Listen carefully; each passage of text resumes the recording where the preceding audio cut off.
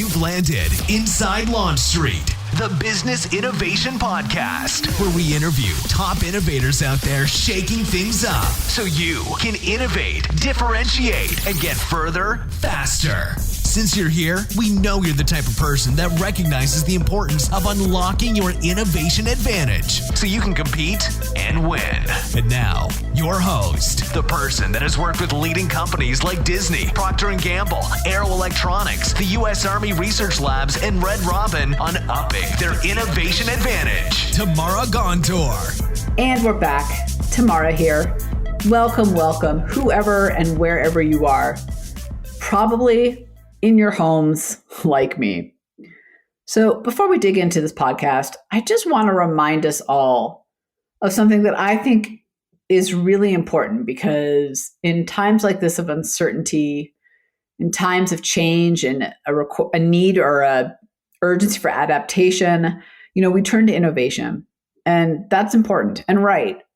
But the thing I want to remind us all of is that the very first step in innovation is a human one. It starts with you. It's understanding how you innovate, and then your strengths around innovation, and then channeling that into relevancy, value, and opportunity. It's not found elsewhere. It's not found outside. It's found within you, in your mind. It's actually really amazing. We all have this ability. In your everyday innovator style, how you uniquely innovate is what helps you do that. So here's something, Mark from Boston, he's an everyday innovator. He's actually an instinctual collaborative. This is what he told me. This is what he emailed me. Tamara, understanding how I innovate not only gave me the mindset and tools I needed to see myself through this, but also made me feel more in control, because now I feel equipped to deal with the uncertainty. Thanks, Tamara. Oh no, thank you, Mark from Boston. I think your feedback helps us all. This is why I'm so passionate about this. I want us all to have that same sense of control and empowerment that Mark is talking about. It comes from the innovative mind. And guess what? All you got to do to know how you innovate and to get that sense of control and empowerment is go to our website and take the IQE assessment, the Innovation Quotient Edge assessment. That's it. It'll tell you how you innovate. And also, by the way, if you're one of those people out there who know what type of everyday innovator you are, go get the toolkit. This is what helps you put it into action daily. Understand how you innovate. Recognize how to channel that into the relevancy, value, and opportunity. Why wouldn't you do that for yourself? We need that more than ever. And the thing that I'm seeing is those who are innovating now in the thick of it, they're the ones that are coming out stronger on the other side. Be one of those people. Let's all be one of those people. Why hold back? Okay, now today's podcast, because it's a good one. There are a lot of things that keep me up at night, especially right now. And one of them, though, is how to stay innovative when the ground under us is shaking. And right now, that's exactly the experience that a lot of us are having. And I think today's guest, Mark Johnson, will really help us answer this question through what he considers, or what he calls, a forward-back innovation approach. And right now seems like the perfect time to do some forward-back innovation. So let me tell you a bit about Mark. Mark is co-founder and senior partner at Innosight, a growth strategy consulting company with offices in Massachusetts, Singapore, and Switzerland, which he co-founded with Harvard Business School professor Clay Christensen. He has been a strategic advisor to both Global 1000 and startup companies in a wide range of industries. He's a co-author of the forthcoming book, Lead from the Future: How to Turn Visionary Thinking into Breakthrough Growth, kind of a manifesto for future-back thinking and a hands-on guide to long-term planning, strategy development, and execution. Here's a cool thing I just want to point out, by the way, this kind of forward-back, lead from the future, that couldn't be more relevant than it is right now, because going from the present forward or from the past on, it just is not going to work, right? Things are disrupted, things are different, and we need to acknowledge that and kind of look from a future back approach. I think you'll really like this. We dig in deep on how the future is like an impressionist painting, not a photograph, how to do what he calls clean slate thinking, and how to get over the present forward fallacy. I think that's a trap I'm seeing a lot of us get into right now. By the way, I think really pay attention to the clean slate thinking part, because I think right now we're all being forced into that. This is a good innovation one. So, hey, do me a favor. get your everyday innovator style, get the toolkit, get that sense of empowerment and control, and let's do some forward back thinking. All right, let's do this. Mark, I'm so glad you came by Inside Launch Street. I can't wait to dig into this. Well, thanks for having me tomorrow. I'm thrilled to be here. So since our first time meeting, what's the one thing people would be surprised to learn about you? I think one thing that has been my long-lasting passion has been about airplanes, model airplanes. I started building them at a very young age and then started flying model airplanes and radio controlled, and ended up with the pride of my mom taking the FAA exam for getting my private pilot's license at supposedly one of the earliest ages, basically barely 14 years old, and then soloed at 16. And anyway, and then went to the Naval Academy with an aerospace engineering degree, but the eyes finally caught up to me and didn't stay 20/20, so I didn't end up actually flying in the Navy, but airplanes have been my lifelong passion regardless, and continue to this day. So you had your first solo flight at 16. I would, as a parent myself, I have a 15-year-old, I would have panicked. I think my mom semi did, but my dad was there to reassure her, and everything worked out okay. And I don't, it's so interesting to me. There's something about airplanes that is so fascinating. And maybe, I fly all the time for work, as I'm sure you do too. And it's like magic every time we take off. And I know it's not. Like, I get it, science and physics and air particles and stuff like that. But there's something about being in the air that is so fascinating and magical, isn't it? Absolutely. I mean, it's been my dad was a fighter pilot in World War II. I sort of picked up the interest and the passion from him, and ever since I had the first opportunity to fly in a small plane, I've loved it. Just both the feeling in the plane, but also what you can see outside of the plane. Yeah. It's just a feeling that is hard to replicate any other way. I'm afraid I'm going to die every time we go up in a plane, which is ridiculous because I fly every week, but I still am afraid. But I hear what you're saying. I mean, they're magical. There's just, the whole thing is magical. So I'm going to use that, because when I think about airplanes, I was actually thinking about like seeing the horizon and like, way further ahead actually than you see when you're standing on the ground. And I think that's a great transition over to kind of what we're talking today and kind of your focus. The first question I wanted to ask you about, because your whole thing is really much more about that long-term thinking, future back, which we'll get into, but I wanted to back it up for a second and ask you, why is it that we get so trapped in short-term thinking, kind of in our line of sight, or even past thinking? Yep. Well, I mean, I have to be sympathetic to all of us. I mean, we're really kind of stuck in a sticky wicket here about short-term thinking. One is, again, I'll try not to say this too many times, but I wrote this in the book about just all of the cognitive biases that are against us. I mean, we just have our brains wired to be more concerned about the here and now. And, I won't go into all of the particular biases, but suffice to say, there's a whole set of them that put us sort of against, spending real thoughtful time in the long term. We're just wired for more the here and now.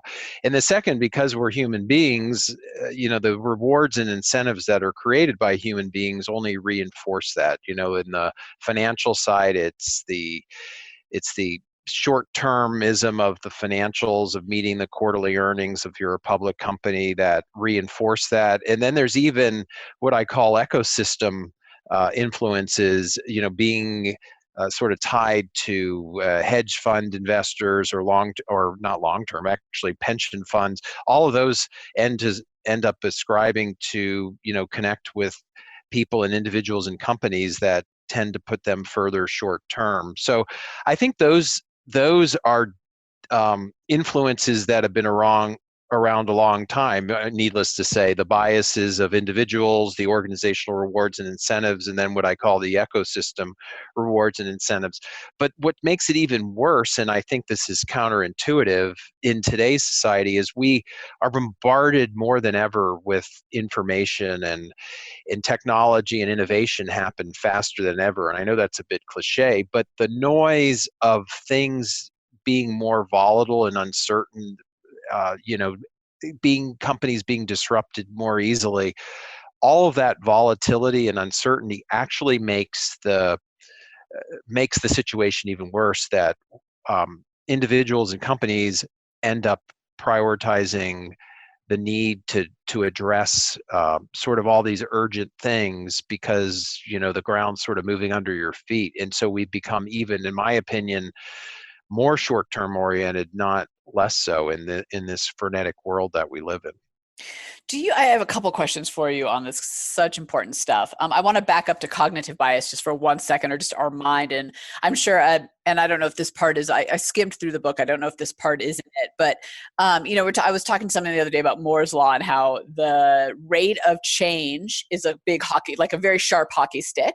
And our cognitive ability to change is more like a gradual line. So we've hit this tipping point, or this inflection point, where the hockey stick is shooting up and we're still going gradually, which is kind of part of the challenge. Do you see that not just at the individual level, but at the organizational level too, where the change around just can't, it's so much faster than the ability, not just of the humans, but of the system to change? Absolutely. I mean, I think you've hit it spot on, Tamara. The organization sits off of processes, rules, norms, and metrics that any kind of organization sits, as you've sort of compared Moore's Law, it sits on a linear path. The whole notion of sustaining innovation, the whole idea that I talk about in the book of being present forward, Right. incrementing off of today, all of those are indicative of a linear projection forward. And to your point, what's happening out in the environment isn't always one-to-one matching with that linearity, and that's where I think this has become, in my view, this lack of long-term thinking has actually led to a crisis. Because what I argue is the ability to shift the curve for individuals and organizations starts with being able to think in a long-term way and bring that alive through the ability to envision and create what that future ought to be. That's the only way you can get out of a present forward linear path to a more discontinuous transformative path. I want to ask you about something else you said kind of quickly, but I think it's really important. And that's that, we feel like the ground is moving under us all the time now, which I couldn't agree more. I mean, I can't tell you the number of people, and you're probably in the same position, who after a keynote or whatever will come up to me and say, I just feel like I go to bed with the world being one way and wake up with it being another. Like, how am I supposed to keep up, like all this volatility and this change? And maybe we're kind of going to dig into this when we talk about Future Back. But the question that kind of pops into my head is, oh my gosh, well, how do I balance this shaking ground that's always underneath me, and this like move fast, fail fast, innovate, adapt, right? Like all this pressure to keep up with change, with that the need for long-term thinking. And let me just say, Mark, I'm with you. Like, we need to get to a more long-term place. We're always in reactive mode if we're constantly just trying to get our balance today. But how do you think about balancing those two? Yeah, well, one, I would liken it to, let's go back to the individual. Many people ascribe to meditation, right? And they say, gosh, I need to meditate to be able to kind of handle the rest of the day. Well, any real meditation effort, I guess some would argue they can do it in 20 minutes, but let's just say for the purposes of this conversation, you got to put in a good 30 minutes where you're absolutely in quiet space, and you're not, doing anything other than really trying to, kind of bring the mind, body together and put yourself in a place of relaxation and, create what meditation can do for you emotionally and mentally, so forth. You got to carve out that time. And, it's easy to say, gosh, my day is just replete with all these different things. I just don't have the time. Well, you got to make the time, and you have to say it's a priority. And, take the analogy, you got to put your rocks in first, the jar, before you put the sand.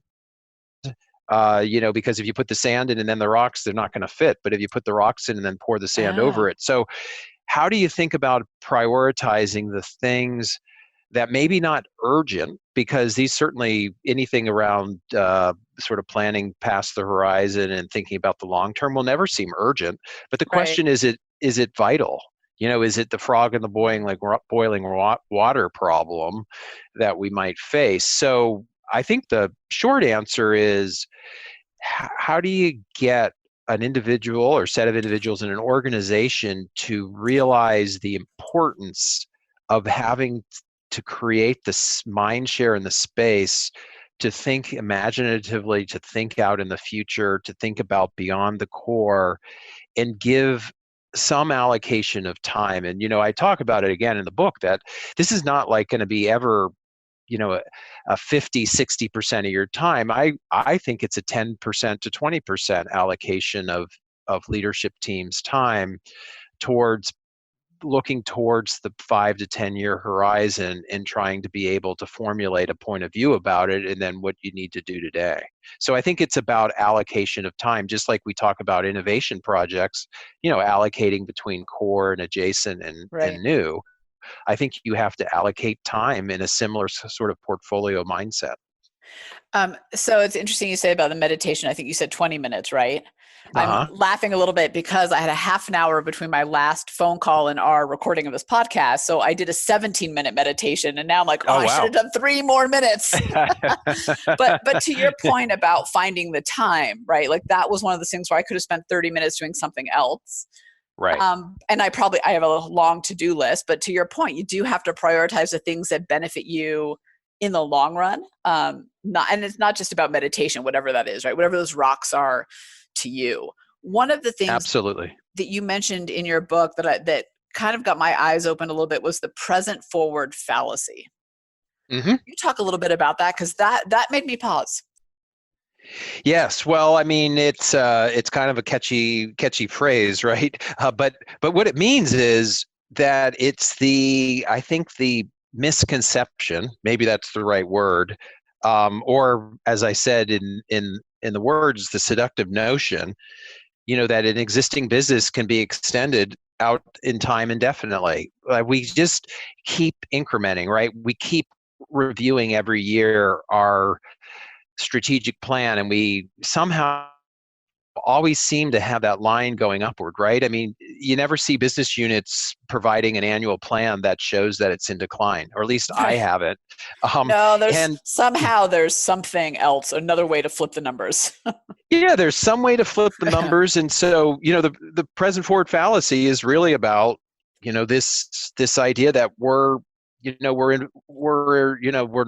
invulnerable, right? We can just Yeah. keep making improvements, sustaining innovations, and this business will last forever. And the argument is that at some point, as we know, right, that there's, as we call, innovation headroom. There's, at some point, you reach a marginal utility. You can keep innovating, but the value that gets created by that next incremental version of product is not realized in the marketplace and is not needed. And in the classic Clay Christensen work, we'd call that overshooting. Right. So present forward fallacy is just thinking you can continue to build off of today into the future, and not realizing at some point the orthodoxies, the theory of the business, as Peter Drucker would say, at some point is no longer going to work, and you've got to think about planning for new growth businesses, because the existing one is going to commoditize or get disrupted or what have you. It reminds me of a conversation I was having with a leader at a consumer packaged goods company the other day, and we were talking about how, every business, whether it's a brand or the kind of greater organization itself, has a life cycle. And the challenge is, like, we go up that curve and we get to the top and we're like, yes, we're here. And it's really not until that decline gets so steep that we can't ignore it anymore, to your point about like departmental reports until it gets so steep and we're already so far in the decline that we start to go, oh my gosh, we have to do something about it. What he was saying was, what he was really struggling with, and I feel like kind of the work that you do really helps with that, is he said, I wish when we're at the top of that curve, that's when my leaders and teams would say, we need to think about what our next life cycle is going to be, because it's not until we're on such a decline that, and then we're like really struggling and oftentimes can't get back on track. Absolutely. And I think I'm trying to remember what executive said it, but to your point, the movement towards the very top and actually getting to the top is a very dangerous place, to your point. It's Right. really, because at that point, it's number one is, it's only probably going to go toward decline, and then the second is, a good friend Wendell Weeks, who's CEO of Corning, put it, it's way easier to hold on to a hill when you're at the top than it is to take a hill. And so, you have all of the motivation just to defend what you have, to the Right. point, where you're keeping this present forward thing going, because it just seems so scary to try to take the new hill in terms of the ambiguity about it, the length of time to really get it to fruition, the level of perceived risk, Right. just the number of sort of iterations. It just sort of puts you out of your comfort zone organizationally, and hence why you and I both see so rarely companies systematically driving breakthrough innovation. Yeah. I love that kind of what you just said about, it's like you go from offense to defense, like Mm-hmm. suddenly you're just defending your territory, which is never a sustainable place in the long run either. I mean, I think we see it in sports all the time, if I were to bring it back to sports analogy, right? But No, yeah, for sure. And I was just going to say, Tamara, the other thing where you see it in spades is, how many companies are obsessed with the competition. Yeah, totally. That becomes defensive, to your point, as opposed to really caring about the customer and where she's going, right? It's so interesting to say that. I just yesterday was having a strong conversation with someone on my team about I was talking about errors in the newsletter, because you pump out a lot of content, right? You got a lot of eyes reading it, and they said, it's interesting how many errors I'm seeing in our competitor stuff. And I almost blew my lid, because I was like, I don't actually care what the competitors are doing. What I want is this standard for us. Yep. But to your point, like, it's like, oh, well, I mean, the competition often puts out mediocre crap, and we go, okay, well, that's good enough. So we'll follow what they're doing. But at the end of the day, just because they're doing it doesn't mean it's the breakthrough or right thing to do. No, totally agree. So I think all of this kind of leads really well into my next question, which is really the premise of your book, Lead from the Future. And it's a new way of thinking. And I think it really overcomes a lot of things you and I were just talking about with cognitive bias and that kind of life cycle curve and all that. And that is a term that you call future back. So tell us about how that works. Well, I think there are two parts of it. One is the nature of thinking, the mode of thinking, and then the other is the process. That there's literally a process that, as it sounds, going from the future back.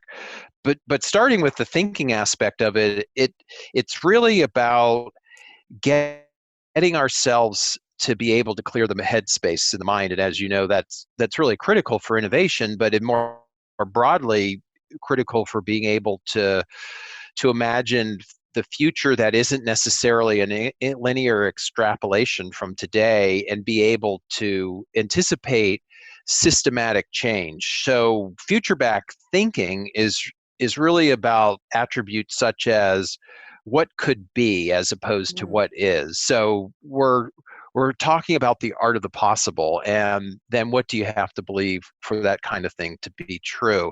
It's about thinking around the creative right brain side of things. It's the design thinking movement and then some. It's about being able to clean sheet something, and be able to say, hey, as we think about these things converging 5 to 10 years from now, from a technology, socioeconomic, customer point of view, how would we actually blueprint a system of businesses to be able to embrace what potentially is a very different future? So future back, opposite to present forward, where present forward is so much building on a base of what is and incrementing off of a set of orthodoxies. Future back as a mode of thinking is, say, we've got to be in a space where the mind is clear. We certainly can take trends and information into the future, but the first part of it is to think in a more creative, more what we'd say abductive kind of way, clean sheet system thinking. And then the process piece of it is literally putting yourself in the future and crafting a point of view, not just about the way the world works and the environment, and not just about then a vision statement, but literally a vision of a portfolio of businesses that comprise the core, adjacent, and new, and how they would look um, to best meet the challenges of the future, and then take those business concepts at the high level and walk them back in increments from 5 to 10 years out, say in 2-year increments to today, to a set of initiatives, and again, core, adjacent, and new, that can get started today on the pathway to meeting the future. So it's on, if you will, on steroids. It's right to left thinking.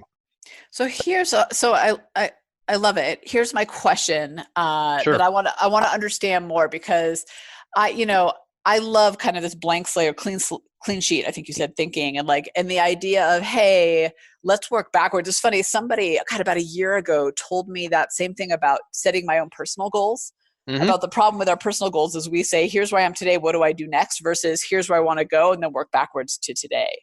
And that was actually a big shift for me and helped me achieve those goals. And I think for the same reason that you're talking about is, you envision where you want to go and work backwards. And when we start with today, there's so much baggage that comes along with that we don't actually get to the place we're trying to go. If I'm a leader in a company and I'm thinking to myself, great, but I'm inundated in today. Mm-hmm. How do I get out of that mind space and into a more future back mind space? Let's start there, and then we'll work with team and everything else. Sure. Well, I mean, back to our earlier discussion about you just have to make the time, like for meditation and putting the rocks in first. If you can first get to a place to value the importance of spending time in the 5 to 10 year horizon, then as the leadership team, you would carve out the time, say once a quarter, maybe it's once every 4 months, where you spend a day as a leadership team in this different mindset, where instead of operating and executing, you're exploring and you're envisioning and you're discovering insights and potentiality. You're thinking in this different way, and you're carving out the time through what we would call strategic dialogues to be in this, what we would say is certainly a messier, more iterative type of process. I've understand, from some of our automotive work, we didn't work directly with them, but that BMW just facing a major transformation in the automotive industry between electric vehicle technology, autonomous vehicle technology, connectivity. They're seeing a potential paradigm shift in the industry, Yeah. and they've made the decision to spend once a quarter for a day just talking about their future and the implications of that future and what they're going to do about it. And you got to spend that day in a much messier. It's not about, hey, people coming in and giving us data and then we're making decisions and allocating resources. You have to shift mindsets to be much more about developing a point of view and having disagreement, and because you're not going to be talking about facts, you're going to be talking a lot about assumptions and trying to get to a shared view about the way the world's going to work. It's interesting you mentioned about the not looking at data. I would love your opinion on this, but I do feel like sometimes when you're talking about where we're headed, those data charts force you into one direction. Yes. And then you don't get to explore the others. Totally. I mean, and think about all of the sort of breakthrough transformative efforts, right? The Ted Levitt, marketing guru from the Harvard Business School, said back in the 60s, are you a railroad company or are you a transportation company? Mm-hmm. And I think the more you're dependent on data, which is a reflection of the past and the present at best, it's going to put you into the industry silos and into the traditional way that things are sliced and diced and sort of managed. And it's not going to allow for the associative thinking, that happens with really trying to drive breakthrough. I mentioned Steve Jobs and Apple in the book because you really can't not mention him. Apple really moved from a PC company into a lifestyle company, into a consumer products company, into a music company. It was being able to let go of all the data that said where PCs were going to go and imagine what the future of consumer products would be, coupled with computers. That's really where the great clean break happened. And certainly no McKinsey or BCG or any firm would have been able to do what he did just by giving him a lot of analysis about industry structure and trends. What I love about that example too is if you were to do, I can guarantee if you were to do focus groups back in the day when they first created the iPad, or actually let's use Airbnb and Uber. If you had gone to a focus group to test ideas, right, which is really, to your point, that's the present forward method. Mm-hmm. And said, would you stay at a stranger's house or get in a stranger's car? Like, I guarantee you people would have said no. Right. Versus kind of create, to your point. And I think with the iPad too, like, hey, can I give you a device? It doesn't do what your phone does. You can't make phone calls from it. No, it doesn't have the, computing power of a computer, but it's kind of somewhere in between in terms of size. I can't imagine people have been like, yeah, I want that. That sounds great. That's the future. Yet here we are. Absolutely. And yet here we are. Exactly. And that's kind of why, Scott Cook of Intuit, the chairman of Intuit, talks about their work with disruptive teams is to not spend a lot of time trying to analyze or develop volume forecasts or try to predict too much.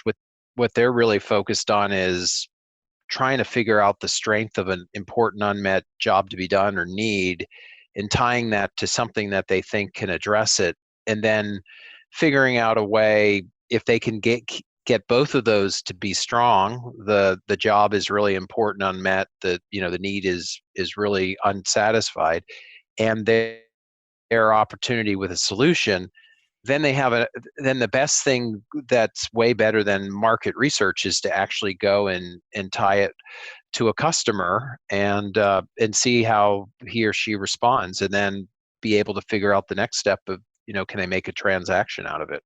Right. Well, there's nothing that tells you if your idea is valid or not, whether people open up their wallets, which is a way better. Right. I'm so intrigued by this idea of, like, for example, leadership taking the time to really explore what the future could be, not to be set based on one data chart or even just based on, being bogged down by what's happening today. If you were to take your team of leaders, or maybe you do this with clients, to explore the future, what types of questions or conversation starters would you use to get the team thinking in that direction? Because, to your point in the beginning, with not just cognitive bias, but I think also workload, I find it sometimes that people just need a little bit of a push to get out of the today mindset and into something more future driven. Yeah. Well, first and foremost, Tamara, which I've always found fascinating, and it happens virtually every time, there's such an interesting conversation and debate about what is the time horizon.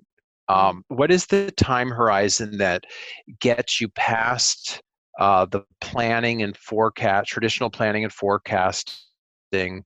What's the time horizon that could start to be in a place where there's potential for inflection points, or what we would call faint signals or early fault lines? And just that conversation alone is really powerful, because in the process of figuring out, should we plan, 5 years, 8 years, 10 years, even 15 years, in terms of this exercise of being able to think and plan future back for the long-term aspect. By the way, doesn't in any way take away the short term. You have to keep doing the short term, but this longer term effort and finding that time horizon is one way that we've found, and it's the start of every effort, that really gets people talking, because you can't really define the time horizon uncoupled with talking about different trends, different potentials for disruption, potential different industry inflection points.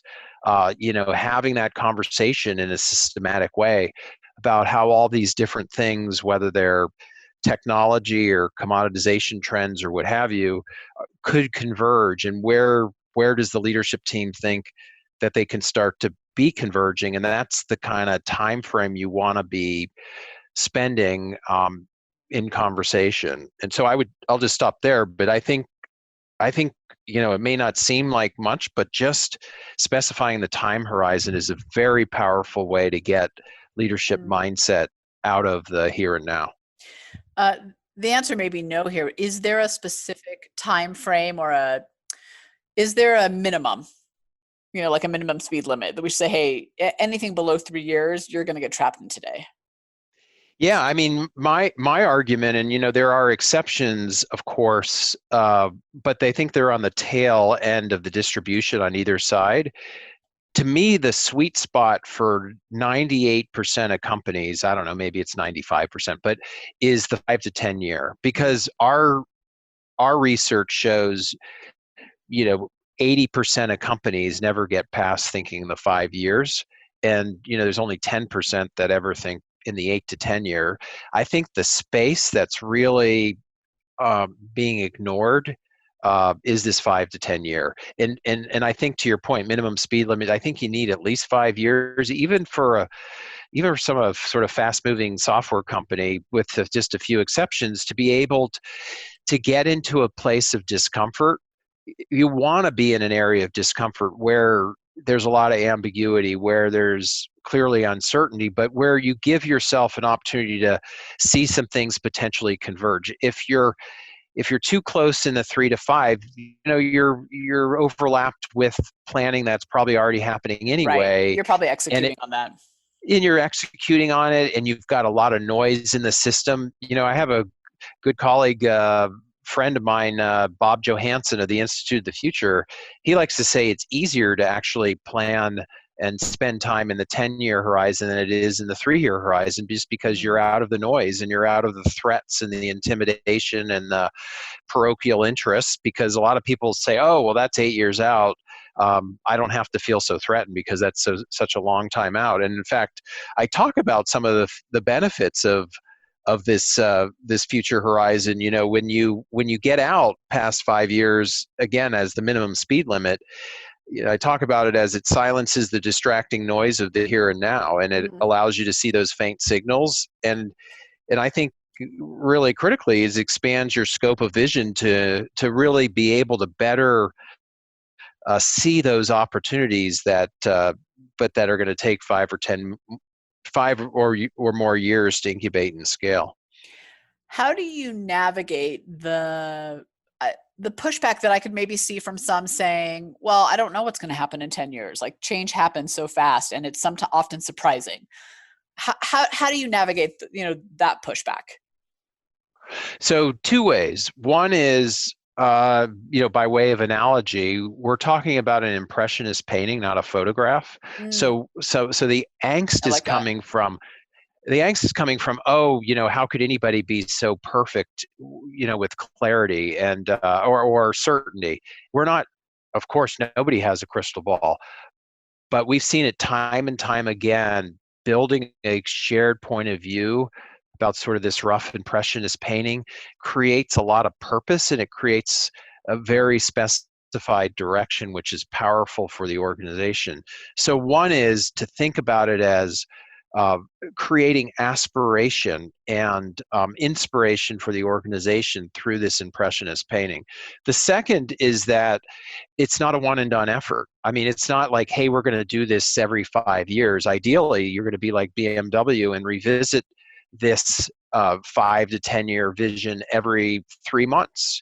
And there's data that comes back based on the market and what you're doing, and just new information about future trends and all those kinds of things. So this impressionist painting is evergreen. You're always putting paint strokes on it. You're always, moving things around, if you will, and continually shaping that vision, that point of view. So the combination of, not being a photograph, and the fact that you're iterating, you're being agile, both with your initiatives and with the endpoint, is what allows the 5 to 10 year to be eminently doable. I love that. I'm glad to hear the what you said about the kind of impressionist painting versus a photograph, because I do think that the fear some people might have, and I want to talk a little bit about it because I think it's the elephant, in people's Yeah, heads when absolutely. they listen to this kind of stuff, and I want them to get over it with me.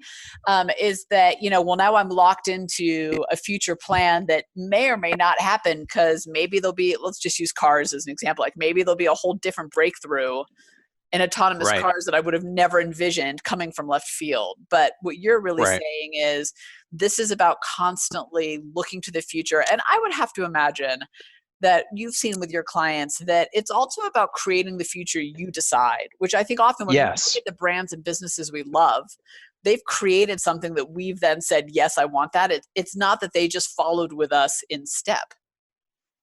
Absolutely. I to that point, Tamara, we talk all the time about, or at least I do, I think in the firm, with the Wayne Gretzky quote of skate to where the puck's going. Yes.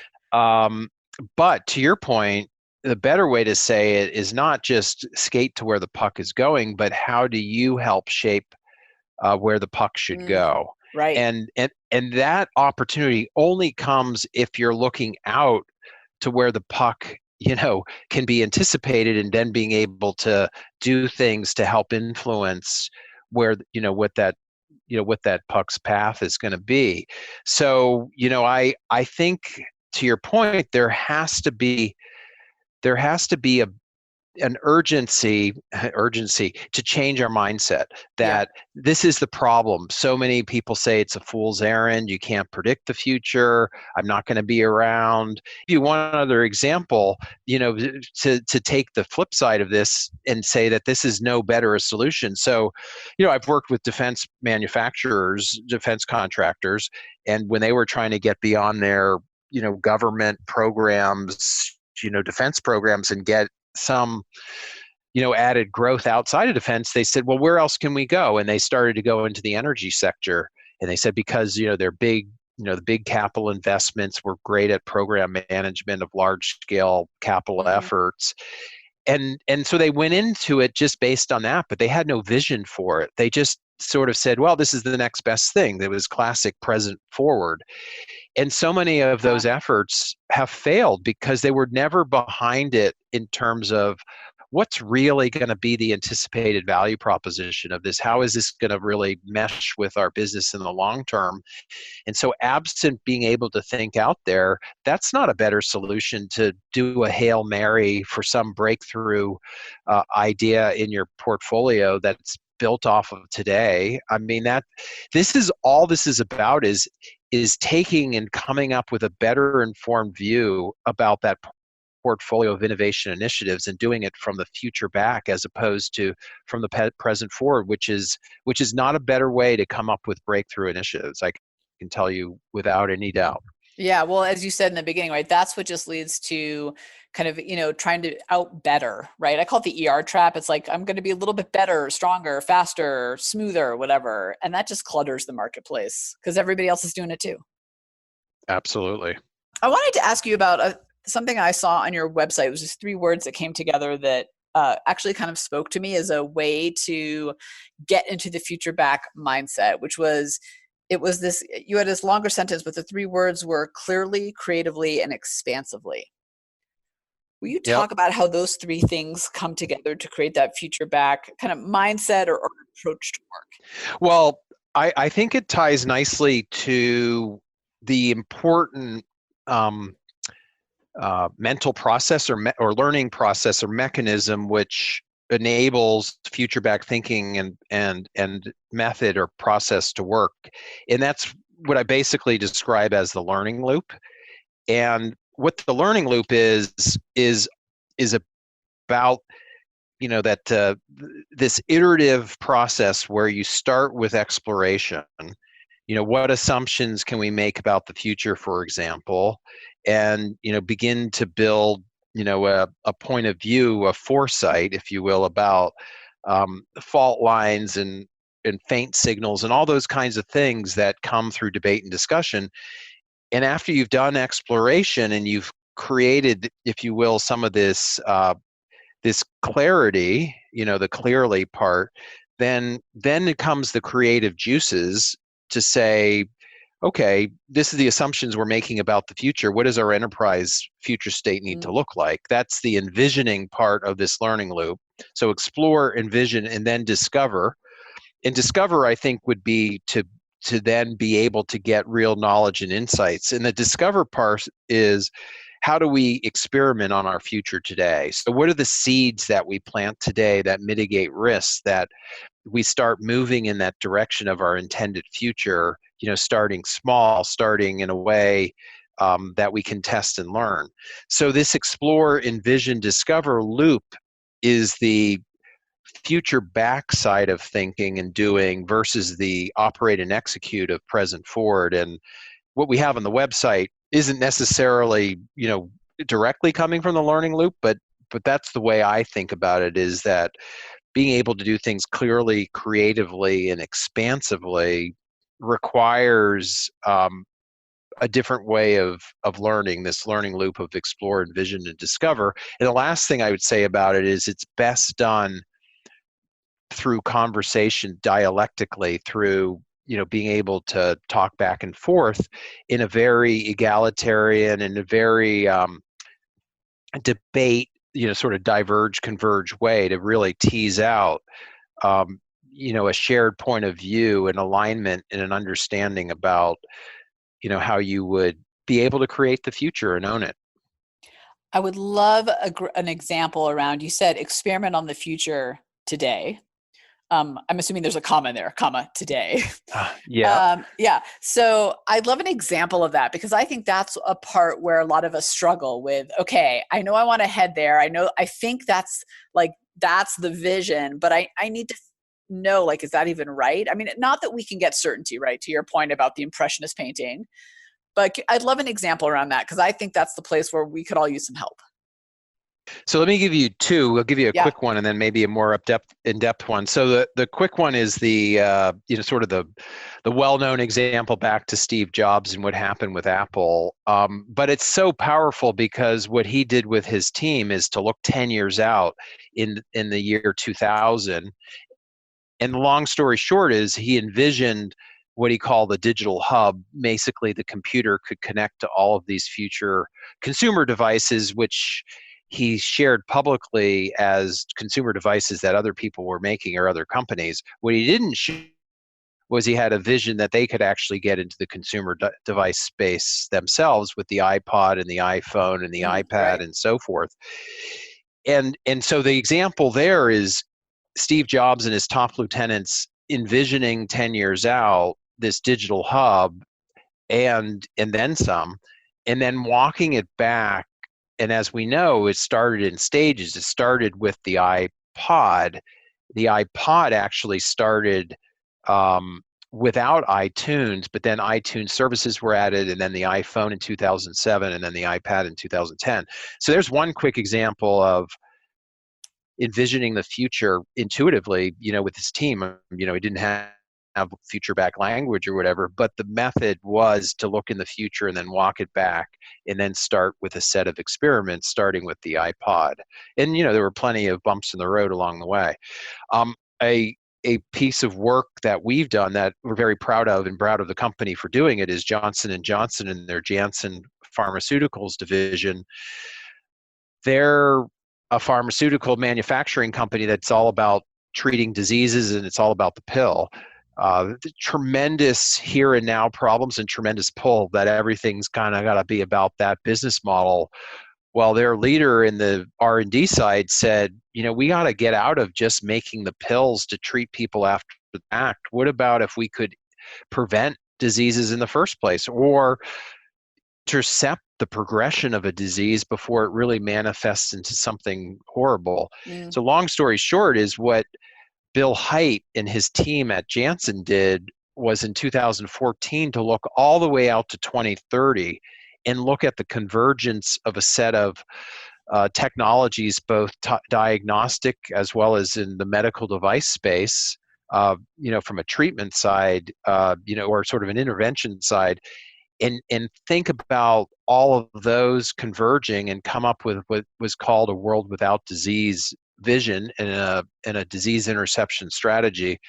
And they walked that back to what's been ongoing for the last 2 years, which is to first effort go after lung cancer and what's called the Lung Cancer Initiative, combining their medical technology sector with their pharmaceutical sector, bringing those together to develop an approach to intercept lung cancer before it actually even is at stage 1.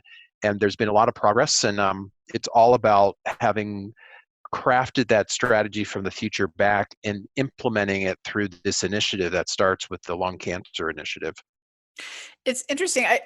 There's a second layer to what you're saying, I think, and correct me if I'm wrong, which is also having that 10-year vision, whatever that is the Impressionist painting, really does give you purpose in today when you start to take those new paths, those what seems risky, a little bit more uncertain. I would imagine that connection really helps keep you innovating today. Oh, totally. It's a little bit of you got to have goals, right? You have to have something that sparks your passion and ignites an organization for the greater good. I think certainly there are plenty of things that could be happening in the here and now that are very purposeful, but there's no way what's developed as a vision in the future can't. It should be, and it almost always is, imbued with lots of purpose, and that purpose is just such a strong driving force to get the organization and its leaders to get past all of these earlier earlier kind of biases and things we talked about of kind of being stuck in the short term. I mean, I wrote about this as well. The cavalry's not coming. There's not going to be any time soon where all of these short-term incentives, financial rewards are going to all of a sudden change, and we're going to all be kind of long-term oriented. I think the way that we're going to overcome it is with the narrative about that impressionist painting, that future that's imbued with lots of purpose, that drives the organization to get past all of these sort of transactional pieces and sort of things in the brain to just grab onto that narrative and hold on to it about the future opportunity. Yeah, I agree. I want to loop it back very quickly to cognitive biases that you kind of brushed upon in the beginning. Because I've done a lot of work in this area too, because I think it's so important. I think it's this invisible wall that sometimes holds us back from innovating, but we don't realize it because it's how our brains are wired and how we prefer things. And we've got this kind of tug of war between our ability to innovate. We all have that ability, and these cognitive bias, like our primal brain and the reticular activating system that acts like a brick wall to let in new stuff, and our longevity preference. I'm just curious from your perspective, how you see that kind of getting over the cognitive biases, because this may sound really naive, but it has been my experience that the first step of awareness of going, hey, whoa, I'm responding to this in a resisting kind of way because my lizard brain's like, whoa, now Tamara, let's not step out of our comfort zone. Let's stay comfortable in our little village over here. But even knowing that has helped me kind of push past that. I'm just curious if you've seen in your work something specific that helps people get over that those brick walls that are wired into us. Well, I think implicit in what you just said, Tamara, is a little bit another way by of analogy, kind of in the whole Alcoholics Anonymous program, right? The first step is to admit you're an alcoholic, right? Yeah, so, right, yeah. so I think there's an acknowledged piece of, building a language. And Daniel Kahneman and others have talked more eloquently about it than I have around behavioral economics. But first, building the language. We talk about a number of these. One is I talked about bounded rationality, which is the instinct to solve the problems based on the readily available information of today. We're kind of lazy, right, on that. Or automaticity, we're sort of driven off of ingrained habits of how we do things, or availability bias. So anyway, and I probably list about 8 of them or 9 of them here. If there's one we could gain appreciation for the way our brains are wired, I think that's part of the problem. I think that's part of the solution, is just to have a understanding and awareness, as you said. I think the second thing is to recognize that some of us are more capable to overcome those biases than others. Some are just much more, going to be sort of delivery and programmatic and execute and operate oriented, and are going to just be in this space of these things that sort of reinforce that talent and that behavior. And others, just by whatever reason, are more discovery oriented, more capable of, they're just entrepreneurial and they're creative, and they're not hung up on, sort of the information they have. So I think the solution is, one, to sort of build a language about these biases, to know what you're up against individually and organizationally. And then second, organizationally, being able to parse between the talent of operate and execute, which is incredibly important for sustaining the core business and all the present forward work that needs to continue, but also being very thoughtful about selecting people who thrive in the discovery side of things and the exploration side, and having them not just on your innovation teams, but being a part of your management teams. That's how I think we overcome these biases. Yeah, I like that. I thank you for talking about that. It's one of those things, particularly I think when we talk about innovation, and whether we're talking about it from an organizational level or, it's all a bunch of individuals that make up an organization anyway. But I think it's remiss to not talk about the kind of a little bit of the wiring and why we do what we do. And I saw this study that is a longevity preference. You've probably seen it. And I might get the numbers kind of wrong, but it was like the same chocolate bar, two groups. One group was told it was 3 years old. Another one was told it was basically 73 years old, like since they started selling it. And they almost always ranked the one that was 73-year-old better tasting, even though it was the exact same bar. Oh, interesting. So they've done kind of a few studies like that. Same with a piece of art where they showed it to two different groups. Same kind of thing. Like, this is just painted. This is 200 years old. The one that's 200 years old always gets ranked as more appealing. So I think it's interesting that we have on one hand, we have these biases. On the other hand, we have this wiring in our brains for innovation. So what I love about your work, though, is I think it gives us a different kind of framework to get to that place faster.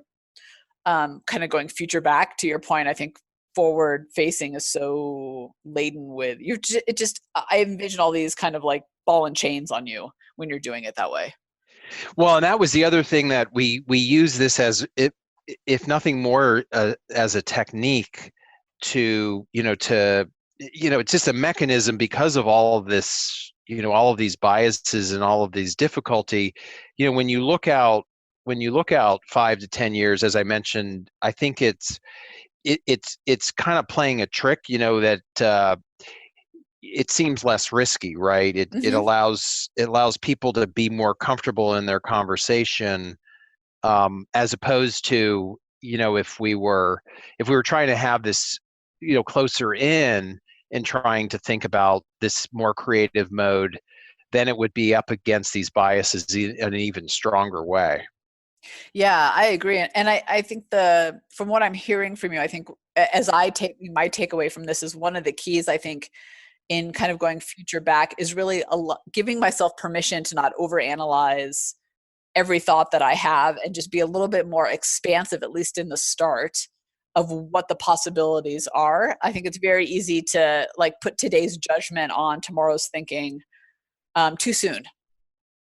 Yes, no, for sure. And I think like you said, it gives you the permission. It takes the emotion, I think, what we've experienced out of it, because people are saying, "Oh, well, that's 8 years from now. I might not even be here." Right. Right. Some will say. Yeah.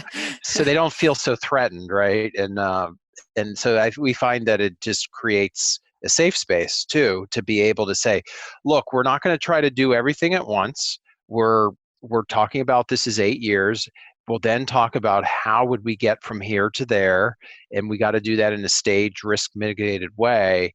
But that vision that could be transformative is less threatening, because by being 8 years, 5 to 10 years out, or whatever, everybody recognizes that we can develop a more longer path.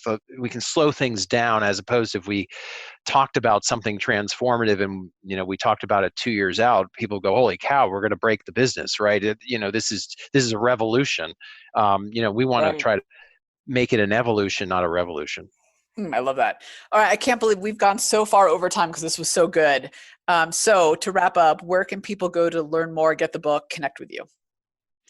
Well, I think, 3 ways. One is I'm a very open person, transparent. And in fact, transparency is one of our firm values. So anybody want to connect with me directly, they can do so at mjohnson@innosight.com, or they could go to our website, www.innosight.com, for either the book or further talk discussion. And then, of course, the book itself would be available on Amazon. And it's, again, Lead from the Future. Awesome. So what's your final piece of advice for innovators? Actually, I'm going to say this more specifically. What is your piece of advice for all of us innovators on Launch Street to turn our visionary thinking into breakthrough growth, actually take action on it?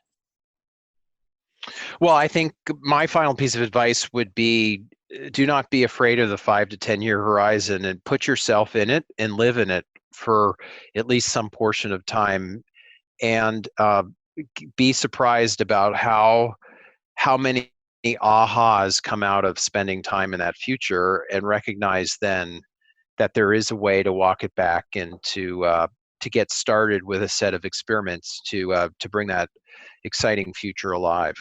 By the way, I love that you use the word experiments, and I've no doubt that that's intentional. I also saw a study talking about how it's like the word experiment versus the word activity, task. So our brain sees activities and tasks as work, and like that, therefore the lizard brain's like, that's too much work for our brain. And experiments open up a sense of discovery and playfulness. So for leaders out there, you've heard it in Mark language this whole time. Using the word experiments actually helps your team get over that hump of like, all you're doing is adding more work to my plate. I don't want to have to do this. This is like going to be exhausting. The word experiments has a whole different response. Yeah, and I think that perhaps is the final message, especially for leadership teams, is that an organization and an individual's ability to continue to grow and thrive means that we, especially in this world, we can never stop learning. And the other way to look at this is all just about making sure that we are really strong in our ability to learn. And this hopefully is a way to ensure that happens within leadership and innovation teams. Well, that is a great note to end on. Mark, thank you so much for coming by. As you can tell by the time I kept you over, this was a very insightful interview. Oh, thank you, Tamara. I'm excited. You asked great questions, and it was a lot of fun. So we obviously are kindred spirits, right? Yeah, just a little bit. Thanks for hanging with us on Inside Launch Street. If you know someone that is truly ready to unlock their innovation advantage, have them join you on Launch Street. Discover your innovation advantage. Build a team of high-performing innovators and ignite ideas and solutions that create massive impact. GOTO, launchstreet.com. Remember, innovators, if you don't take the leap, somebody else will.